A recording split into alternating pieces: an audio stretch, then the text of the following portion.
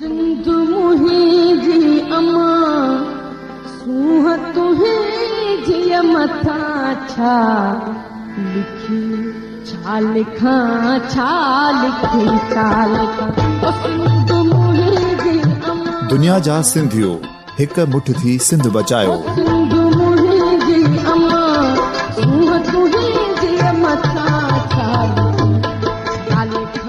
सिंध जो क़ौमी आवाज़ radio voice of Sindh London.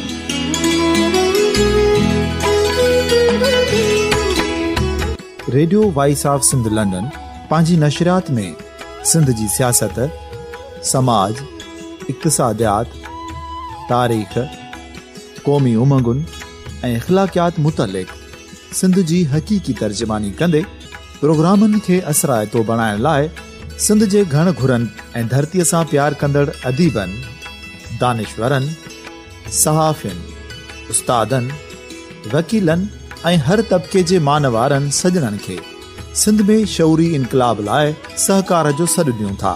अचो त गॾिजी सूफ़ियुनि ऐं संतनि वारी सिंध जो ओज हिक मुठ थी वरी वापसि आणण वारे सफ़र जा साथारी बणिजऊं।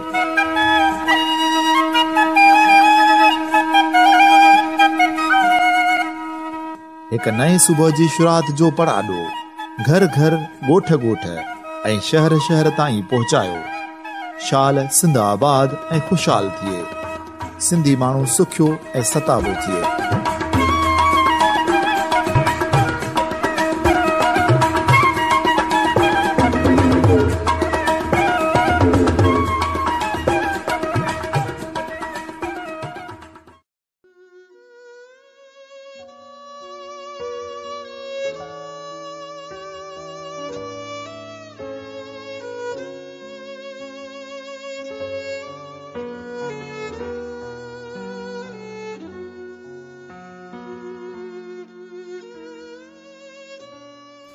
जां जां हुई जेरी विरची न वेठी, जां जां हुई जेरी विरची न वेठी, वञी भोई पेठी सारींदे के सजणे। सामीन radio voice of Sindh London Sindh क़ौमी दानिश्वर खाकी जोयो जे दुखनायक विछोड़े ते हिकु ख़ासि प्रोग्राम पेश करे रहियो आहे।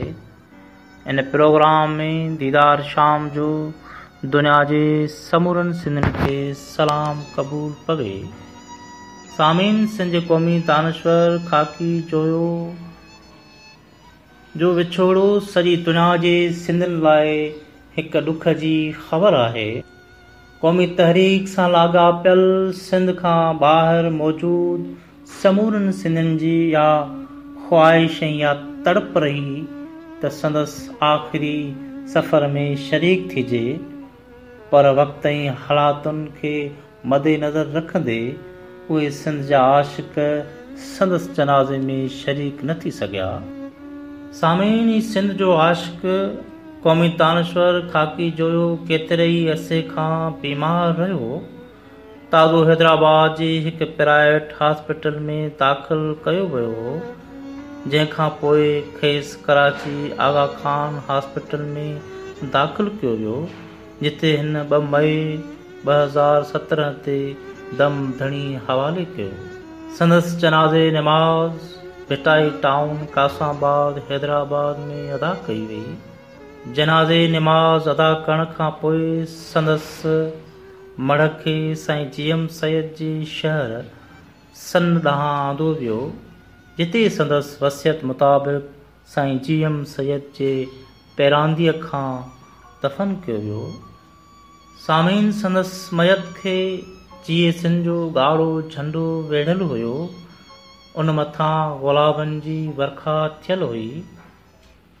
सामीन हिन खे मिटी मां हवाले करण खां पोइ सिंध जे आशिक़नि संदसि मज़ार ते सिंधु देश जो तरानो पढ़ी खेसि सलामी ॾिनी।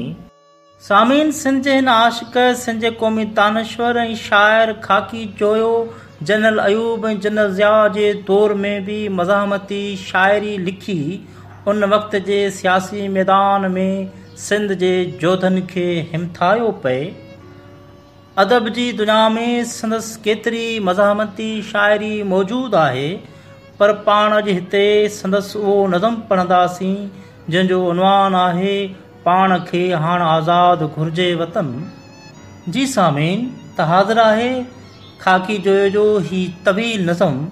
उमीद तव्हांखे ज़रूरु पसंदि ईंदो। सामुराजी कुता भौंकंदा भल रहनि, सामुराजी कुता भौंकंदा भल रहनि, पाण खे हाणे आज़ादु घुर्जे वतन, पाण खे हाणे आज़ादु घुर्जे वतन। जंग जारी रहे, जंग जारी रहे, वेरनि मथां वार कारी रहे, को बि परते न मज़दूर हारी रहे, साह सिर जो खणी सभु इहो अचनि, पाण खे घुर्जे हाणे आज़ादु वतन, पाण खे घुर्जे हाणे आज़ादु वतन। ॾाढ जे ॾूंगरनि खे अचो ॾारियूं, ॾाढ जे ॾूंगरनि खे अचो ॾारियूं, ज़ालिम जाबरनि खे बि ललकारियूं, देस तां कारियूं ककरियूं टारियूं, पंहिंजा पारियूं वाइदा ऐं वचन, पाण खे हाणे आज़ादु घुर्जे वतन, पाण खे हाणे आज़ादु घुर्जे वतन। हक़ इंसाफ़ जी जोटी असां, हक़ इंसाफ़ जी जोटी असां, ज़ालिम बेदाद जी पाड़ खोटी असां, वाग वरती वतन जी त मोटी असां, घोरियूं सिंध तां माल धन तन ऐं बदन, पाण खे हाणे आज़ादु घुर्जे वतन, पाण खे हाणे आज़ादु घुर्जे वतन। सामुराजी ज़हन आ सहकी उथियो, सामुराजी ज़हन आ सहकी उथियो, बम बारूद गोलनि सां बहकी उथियो, खून पंहिंजो बि अॼा टहकी उथियो, देश दुश्मन रोही कबो हर दफ़न, पाण खे आज़ादु घुर्जे वतन, पाण खे आज़ादु घुर्जे वतन। ज़ालिमनि जे पहाड़नि सां टकराव आ, ज़ालिमनि जे पहाड़नि सां टकराव आ, ॾाढ जे ॾूंगरनि मंझि ॾहकाव आ, ज़ालिमनि सां को बि न पंहिंजो ठहराव आ नारो असांजो वतन या कफ़न, पाण खे हाणे आज़ादु घुर्जे वतन, पाण खे हाणे आज़ादु घुर्जे वतन। कंध पंहिंजे वतन तां कटाए छॾियो, कंध पंहिंजा वतन तां कटाए छॾियो, दीन दुनिया वतन तां लुटाए छॾियो, पाण पंहिंजो वतन तां मिटाए छॾियो, घोट अणमोट थी रेज रेटा ॾिजनि, पाण खे हाणे आज़ादु घुर्जे वतन, पाण खे हाणे आज़ादु घुर्जे वतन। कूड़ कुटबो रहे ॾाढ डरंदो रहे, कूड़ कुटबो रहे ॾाढ डरंदो रहे, मुनकर सिंध मरदूद मरंदो रहे, सिंध धरती जो हाव ठरंदो रहे, पेर पुख्ता वतन मंझि मुंहिंजा रहनि, पाण खे हाणे आज़ादु घुर्जे वतन, पाण खे हाणे आज़ादु घुर्जे वतन। डोह टहंदो रहे सिंध ठहंदी रहे, डोह टहंदो रहे सिंध ठहंदी रहे, विख हर वीर जी अॻिते वधंदी रहे, पाण खे रहबरी राह मिलंदी रहे, हौसले सां हमराह हलंदा हलनि, पाण खे आज़ादु घुर्जे वतन, पाण खे हाणे आज़ादु घुर्जे वतन, पाण खे हाणे आज़ादु घुर्जे वतन। आहर कूड़ कोट केरे रखूं, आहर कूड़ कोट जो केरे रखूं, वतन खे पाण वटि पाण फेरे रखूं, हर लुटेरे गासिब खे घेरे रखूं, पुठ पापी ॾेई पोइ पेरे भॼन, पाण खे हाणे आज़ादु घुर्जे वतन, पाण खे हाणे आज़ादु घुर्जे वतन। कंध पंहिंजो वतन लाइ क़ुर्बान आ, कंध वतन पंहिंजो क़ुर्बान आ, कंध वतन लाइ पंहिंजो क़ुर्बान आ, जान पंहिंजी ॾिनल ॾेह खे दान आ, ही असां सिंध वारनि जो ईमान आ, सिंध वासी सिरनि खे न सांढे रखनि, पाण खे हाणे आज़ादु घुर्जे वतन, पाण खे हाणे आज़ादु घुर्जे वतन। चंग चारण जियां मां वॼायां पियो, चंग चारण जियां मां वॼायां पियो, हर गली ॻोठ में गीत ॻायां पियो, लाल झंडो लहूअ सां झूलायां पियो, सिंध धरतीअ लाइ कंध करंघा खपनि, पाण खे हाणे आज़ादु घुर्जे वतन, पाण खे हाणे आज़ादु घुर्जे वतन।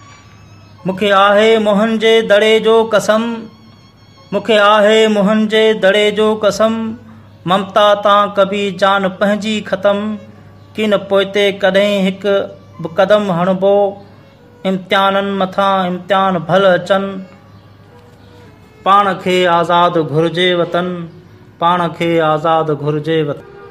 मूंखे मकली मयाणी जो आहे कसम, मूंखे मकली मयाणी जो आहे कसम, मूंखे कींझर कलाची जो आहे कसम, भिट धणीअ जे भूं भलारी जो आहे कसम, ॾे खे ॾाम ॾह ॾह ॾहे सर ॾिजनि, पाण खे आज़ादु घुरिजे वतन, पाण खे हाणे आज़ादु घुरिजे वतन। मूंखे मलीर जे बाग़ जो कसम, मूंखे मलीर जे माग जो आ कसम, सिंध जे सरह जे साग जो आ कसम, जत जे वाग जी वाग जो आ कसम, जत जे वग जी वाग जो आ कसम, सिंध जे साख तां साह सदके कजनि, पाण खे हाणे आज़ादु घुरिजे वतन, पाण खे हाणे आज़ादु घुरिजे वतन। को बि रहज़न हाणे हिते रहणो न आ, को बि रहज़न हाणे हिते रहणो न आ, को बि ज़ालिम ऐं सितम हाणे सहणो न आ, कंहिं बि लंगूर हाणे लहणो न आ, गर्क गद्दार गासिब वतन जा कजनि, पाण खे हाणे आज़ादु घुरिजे वतन, पाण खे हाणे आज़ादु घुरिजे वतन। सिंध वासी उथो ॾाढ ॾकंदा रहनि, सिंध वासी उथो ॾाढ ॾकंदा रहनि, सिंध मां धारिया दूर भॼंदा रहनि, कूड़ कहराम ऐं कहर कंबंदा रहनि, कोट सारा किरनि ड्रोह सां रहनि, पाण खे हाणे आज़ादु घुरिजे वतन, पाण खे हाणे आज़ादु घुरिजे वतन। ॾेल में ॾेहजे ॾात ॾाही ॾिठमि, सिंध सर्वेच सूर्य सिपाही ॾिठमि, ज़ालिम बेदाद जी ॼण तबाही ॾिठमि, लफ़्ज़ ठहियो अचनि शेर जुड़ियो वञनि, पाण खे हाणे आज़ादु घुरिजे वतन, पाण खे हाणे आज़ादु घुरिजे वतन। सिंध वासी ओ सूर्य सपूतो अचो, सिंध वासी ओ सूर्य सपूतो अचो, ॾाढ जे लाइ वञो थी ॾहे सर ॾचो, मस्त हाथी जियां मुड़ुस मांझी मचो, कूड़ कहराम जा कोट कहरी कुंभनि, पाण खे हाणे आज़ादु घुरिजे वतन, पाण खे हाणे आज़ादु घुरिजे वतन। वीर वांगुरु वरी वेरनि ते पओ, वीर वांगुरु वरी वेरनि ते पओ, उभडारे उॾामी हुननि ते अचो, चोॾसनि खां विकोड़े वेघंदा अचो, हड़ हचारनि सदा हां फाटी पवनि, हड़ हचारनि सदा हां फाटी पवनि, पाण खे हाणे आज़ादु घुरिजे वतन, पाण खे हाणे आज़ादु घुरिजे वतन।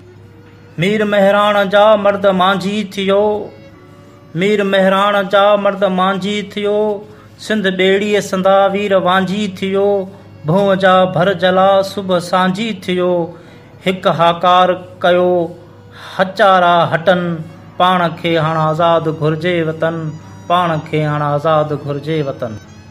सिंध आज़ादु घुरिजे सपूतो उथो, सिंध आज़ादु घुरिजे सपूतो उथो, बम बारूद गोला हथनि में खणो, कूड़ कहराम ते हाणे कड़की पओ, काट मगरूर आॾो अव्हां जे झुकनि, काट मगरूर आॾो अव्हां जे झुकनि, हाणे पाण खे घुरिजे आज़ादु वतन, हाणे पाण खे घुरिजे आज़ादु वतन।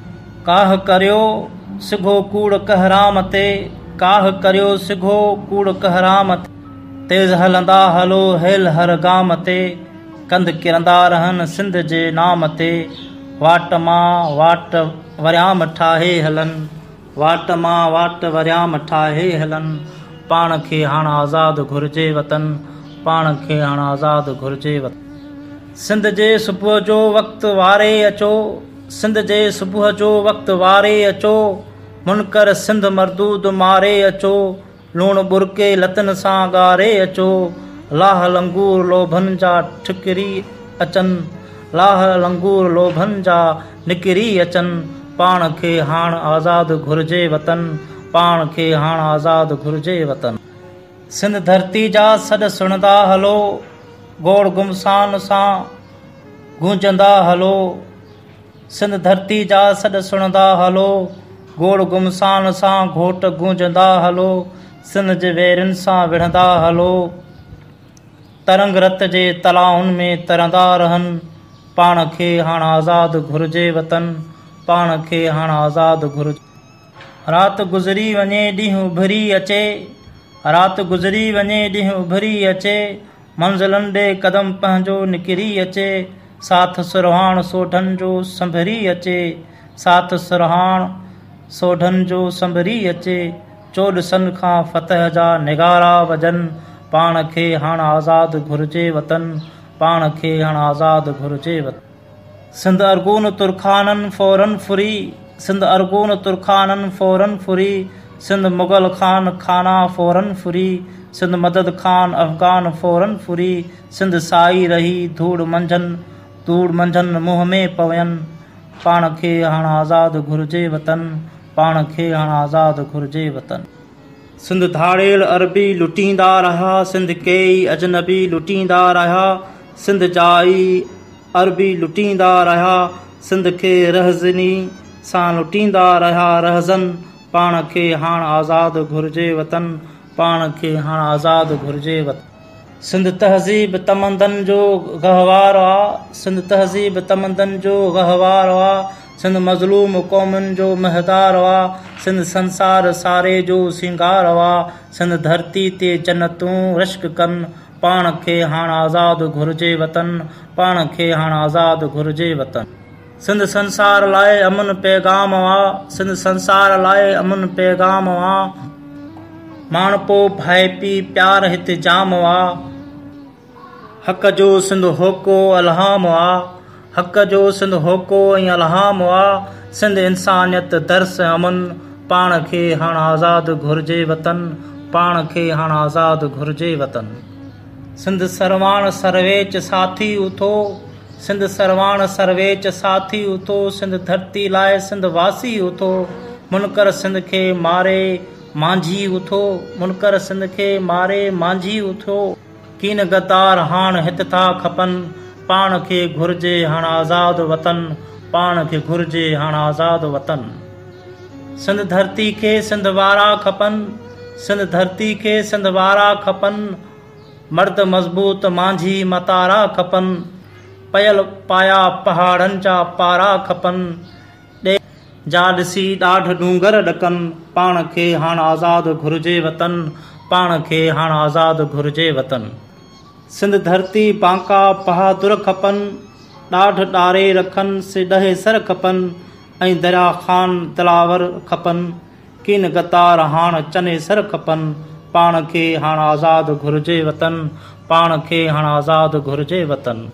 सिंध तां ही जिस्म जान घोरे छॾियां, सिंध तां ही जिस्म जान घोरे छॾियां, सिंध तां शौक़त ऐं शान घोरे छॾियां, सिंध रिश्के अदन सिंध रिश्के इरम, सिंध मूलाए काशी ऐं काबो हरम, सिंध मूलाए काशी ऐं काबो हरम, सिंध धरती अॻियां धूड़ आहे धर्म, सिंध जन्नत आसमान आसमानी सहन, पाण खे घुर्जे हाणे आज़ाद वतन, पाण खे घुर्जे हाणे आज़ाद वतन।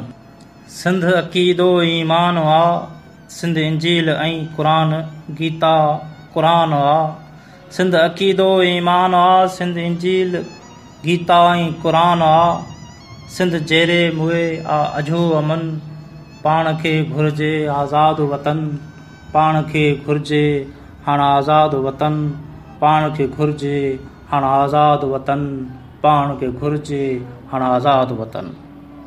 सामीन, सिंध जे हिन आशिक़, सिंध जे हिन क़ौमी तानश्वर ऐं मज़ामती शाइर ख़ाकी जोइजो ही तवील नज़म मां कुझु मुख़्तसर सिटूं तव्हांखे ॿुधायूं। सामीन, हिन नज़म जूं 120 बंद आहिनि। अव्हांखे कुझु मुख़्तसर तौर ते बंद असां ॿुधाया आहिनि। उमीद त अव्हांखे ज़रूरु पसंदि आया हूंदा। सिंध मुक़दस अक़ीदो ईमान आ, सिंध मुक़दस अक़ीदो ईमान आ, सिंध इंजील गीता ऐं क़ुरान आ, सिंध जहिड़े मुए आ अझो अमन, पाण खे घुर्जे हाणे आज़ाद वतन, पाण खे घुर्जे हाणे आज़ाद वतन। सामीन, इन ख़ूबसूरत सिटुनि जे तख़लीकार ख़ाकी जोए जो हिकु ई वक़्तु तारुफ़, शाइर, तज़े निगार, मज़मून निगार ऐं हिकु एडिटर खां सवाइ नज़रियाती ऐं सियासी लिखण जे करे क़ौमी दानश्वर तौर बि रहियो आहे। खाकी जोए जो असुलु नालो ख़मीसो ख़ान हो। हिन 1942 में काठियनि जे ॻोठ ज़िलो दादू में जनमु वरितो। संदसि वालिद जो नालो हाजी ख़ान जोयो हो, जेको हिकु ग़रीब मिसकीन हारी हो। खाकी जोयो 10 सालनि जी उमिरि में ई माल चारण जे कम सां लॻी वियो, पर खेसि पढ़ण जो शौक़ु ॾाढो हूंदो हो। पर माइटनि खेसि माल चारण लाइ मुक़ररु कयो हो, जंहिं सबबु ही माल चारण वक़्तु माल खे ॿनीअ में छॾे झंग में छॾे काज़ी अहमद जे स्कूल में पढ़णु वेंदो हुयो।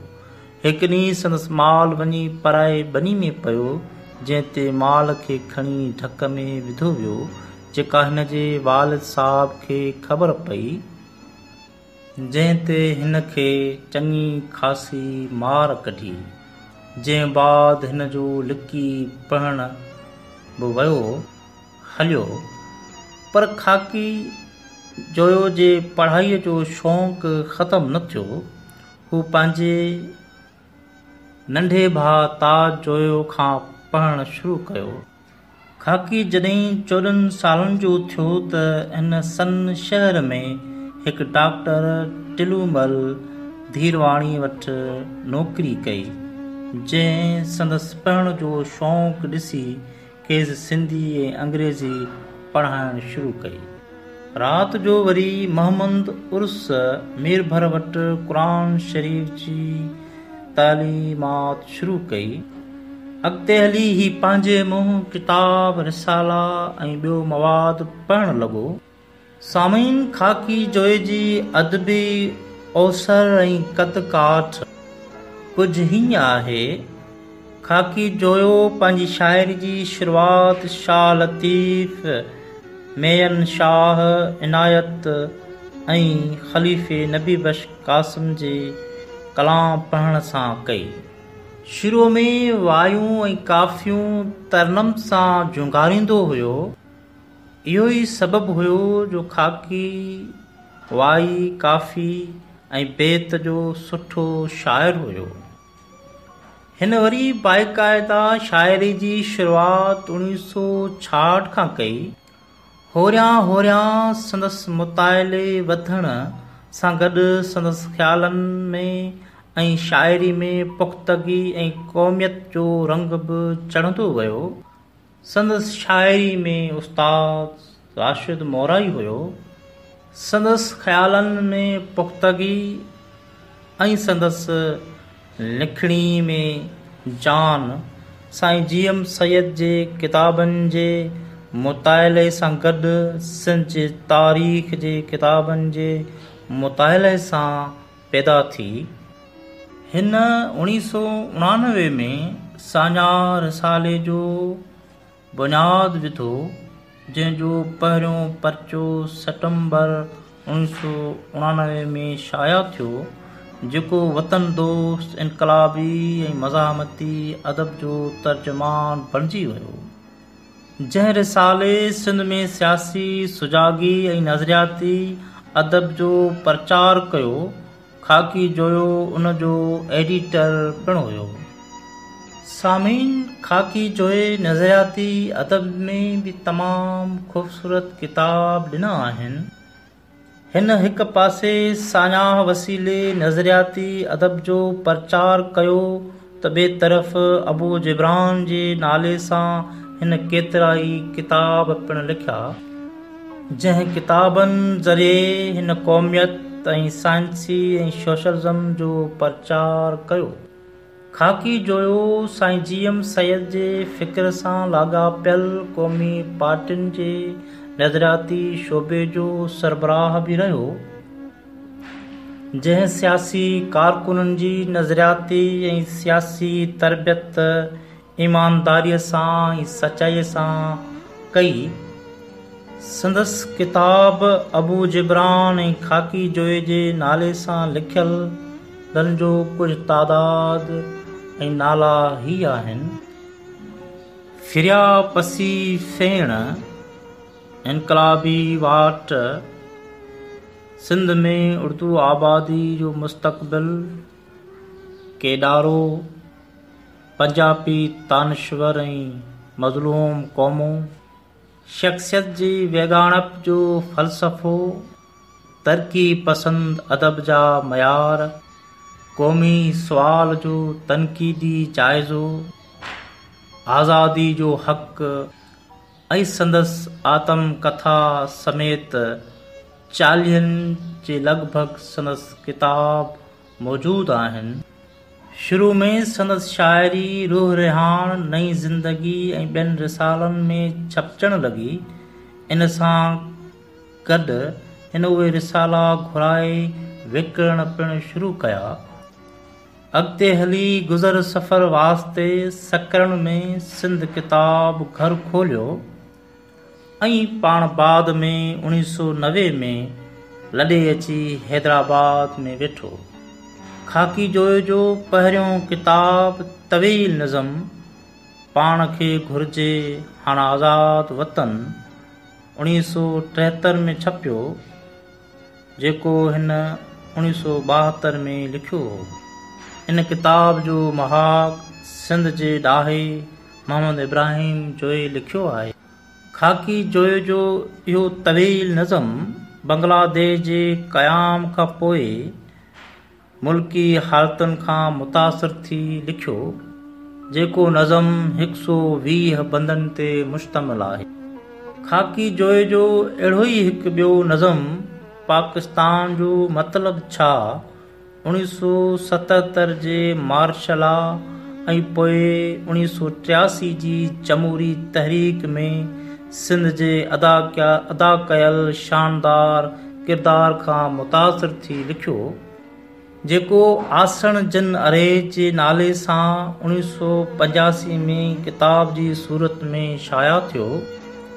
आसण जे आरेज सिन्फ़ जे लिहाज़ खां वाक़ियाती केॾारे वारी शाइरी में शुमार करण जी हैसियत रखे थो। अदब जी तारीख़ में वाक़ियाती केॾारे जो पंहिंजो जुदा मक़ाम आहे। हिन शाइरी खे इनक़लाबी केॾारो बि चई सघिजे थो। ख़ाकीअ जो ख़्याल ख़ाकी जी शाइरी जो टियों मजमू आहे, जेको जुलाई 1992 में छपियो। सामीन साईं GM सैयद जे फ़िक्र सां सलाहियल क़ौमी तहरीक जे अंदरि इख़्तिलाफ़नि ते बि हिन सिंध जे ॾाहे क़ौमी दानिश्वर ख़ाकी जोए भरपूर लिखियो। पार्टियुनि जे अंदरि सख़्त इख़्तिलाफ़ ऐं बहराननि ते हिन जा 2 किताब अदबी ऐं सियासी माहौल में मौजूदु आहिनि। संदसि किताब जो नालो सुहा भाइनि सुध न ॾियनि ऐं ॿिए किताब जो नालो फिरिया पसी फेण आहे। सामीन ख़ाकी जोयो जो वजूद सिंध जे बका लाइ हर वक़्तु बतोड़ींदो रहियो, सिंध जी आज़ादी लाइ हर वक़्तु लोचींदो रहियो। पाण जा बि घड़ी लोचींदो हुयो, सोचींदो हुयो, वीचारींदो हुयो, त उन सोच ऐं वीचार में सिंध जो इश्क़ी शामिल रहंदो हुअसि। इहो ई सबबु हुयो जो ही मज़ाहमती ऐं इनक़लाबी शाइरी सां गॾु ही मज़ाहमती तानश्वर बि साबित थियो। ही क़ौमी तहरीक ते ज़रे जो वार बि बर्दाश्त न कंदो हो। ख़ासि करे साईं GM सैयद जे नज़रे ते ही मुकमल दिफ़ा कंदो हुयो। वॾी तानिशमंदी सां, दलीलबाज़ी सां हर मुख़ालिफ़ खे साईं GM सैयद ते वार जो जवाब ॾेई ही वॾा लेख ऐं किताब लिखी उनखे लाजवाब करे छॾींदो हो। हिन क़ौमी दानिश्वर सां सिंध जो सियासी कारकुन तमामु घणो प्यारु कंदो हुयो। उन प्यार जे नतीजे में ई साणसि क़ौमी कारकुन हुजतूं बि कंदो हुयो। संदसि किताब खणी अची बग़ैर फीस ऐं पेमेंट जे हू पाण वटि रखे छॾींदो हुयो। पोइ उन नौजवाननि खे ख़ाकी जोयो इहो चदो बि हुयो त किताबनि जी पेमेंट अदा कयो, पर नौजवान खेसि पेमेंट अदा न कंदा हुया, पर संदसि इहो जज़्बो ॾिसण वटां हूंदो हो। चवंदो हो त नौजवान किताब खणी वञनि था ऐं हू दिलचस्पी सां पढ़नि था, इहो ई असां लाइ अजूरो आहे। सामीन ख़ाकी जोयो अॼु असांजे विच में मौजूदु न रहियो आहे। अॼु हू सन जी ज़मीन ते आरामी आहे। अॼु हू साईं GM सैद सां कचहरियूं कंदो हूंदो। अॼु हू क़ौमी तहरीक जे विछड़ी वियल समूरनि साथियुनि सां कचहरियुनि में हूंदो। अॼु असां जेके क़ौमी तहरीक जा पोइते सियासी समाजी जदोजहद में मुतहरिक आहियूं, उन्हनि ते फ़र्ज़ु आइद थिए थो त हिन सिंध जे ॾाहे ख़ाकी जोए जे ॾिनल किताबनि मां असीं इल्मु पिराए सिंध जी ख़िदमत कयूं ऐं सिंध जे सियासी ऐं क़ौमी धारा में पंहिंजो पाण खे मञराए अॻिते ख़ाकी जोए जे वञण खां पोइ सच त क़ौमी तहरीक जे अंदरि ॼण हिकु वॾो ख़ाल पैदा थियो आहे। इन ख़ाल खे भरण लाइ शायदि के वरियां लॻनि, शायदि के सदियूं लॻनि। ख़ाकी जोए जो पोरियो क़ौमी तहरीक जी अमानत आहे। ख़ाकी जोए जे ॾिनल किताबनि में मवाद हर सियासी कारकुन पढ़े ऐं उन जी ॾिनल रोशनी ते कदम खे वधाए त जीअं संदसि कामयाबी मुक़दर बणिजे। सामीन ख़ाकी जोए जे लिखणनि में इनकलाब ऐं सिंध जो इश्क त नज़र ईंदो, पर संदसि लिखणनि में किथे बि कंहिंजी का ख़ुशामद नज़र न ईंदी, किथे बि कंहिंजी का अजाई तारीफ़ नज़र न ईंदी। हिन जॾहिं बि लिखियो सिंध खे पंहिंजे आॾो, पंहिंजो पाण खे सिंध जे आॾो जवाबदार सम्झी लिखियो। हिन जे समूरी लिखणी में सिंध जो इश्क ऐं दर्द शामिल आहे। हीउ सिंध जे वॾनि वॾनि लीडरनि खे बि सच चई ॾींदो हो ऐं उन्हनि जे ख़िलाफ़ वॾा वॾा लेख बि लिखंदो हुयो, पर जॾहिं बि को दानिश्वर, को अदीब, को लीडर संदसि तॾे ते ईंदो हुयो त उनखे उनजो भरपूर आदर भाव कंदो हुयो, उनजो भरपूर ख़ातिर तवानाई कंदो हुयो। छाकाणि त हिन जे लिखण जो सबबु सिर्फ़ ऐं सिर्फ़ सिंध जो इश्क रहियो आहे। हिन अज़ीम ॾाहे क़ौमी दानिश्वर ख़ाकी जोए जो ताज़ियती तॾो संदसि पाड़े संदसि शहर कासवाबाद जे भिटाई टाउन में विछायल आहे, जिते सिंध जा अदीब, दानिश्वर ऐं सिंध जा सियासी समाजी अॻवान पहुतल आहिनि। हज़ारनि जे तादाद में सिंध जो सियासी कारकुन, अदीब, दानिश्वर, ॾाहो ऐं सिंध जो लीडर इन क़ौमी दानिश्वर जे तॾे ते वञी संदसि पोइरनि सां उज़र खाई में साणसि ॾुख में शरीक आहे। ख़ाकी जोए जे पुॼाणा संदसि औलाद त मौजूदु आहे, पर संदसि असुल जेको औलाद आहे, जेकी सुञाणप आहे, उहे संदसि किताब आहिनि जेके 40 जे लॻभॻि आहिनि। इहो वॾो किताबनि जो अंग आहे जेको संदसि वञण खां पुॼाणा असां वटि मौजूदु रहंदो, जेको सदियूं ऐं कई ज़माना असां सां हुनजो ई किताबनि जो जेको तालुक़ आहे, जेको रिश्तो आहे, उहो क़ाइम ऐं दाइम रहंदो। सामीन सिंध जे हिन क़ौमी दानिश्वर ऐं सिंध जे आशिक़ ख़ाकी जोए जे दुखनायक विछोड़े ते रेडियो वॉइस ऑफ लंडन जो समूरो सथ संदसि पोइरनि सां बराबरि दुख में बराबरि जो शरीक आहे ऐं दुनिया जे समूरनि सिंधनि सां ताज़ियत करे थो। दीदार शाम खे हाणे इजाज़त ॾींदा। ईंदड़ वरी कंहिं प्रोग्राम में अव्हां जे समातन में हाज़िर थिबो। जीए सिंध हक़ मौजूद।